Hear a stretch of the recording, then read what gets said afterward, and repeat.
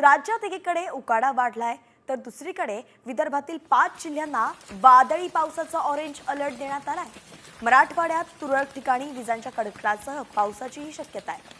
उर्वरित राज्यात ढगाळ वातावरणासह उन्हाचा झटका कायम राहण्याचा अंदाज हवामानशास्त्र विभागाने व्यक्त केलाय।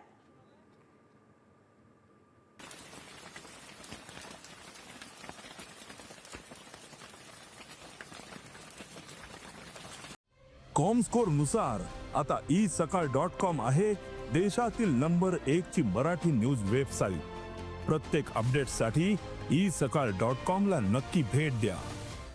राज्यात एकीकडे उकाडा वाढलाय तर दुसरीकडे विदर्भातील 5 जिल्ह्यांना वादळी पावसाचा ऑरेंज अलर्ट देण्यात आलाय।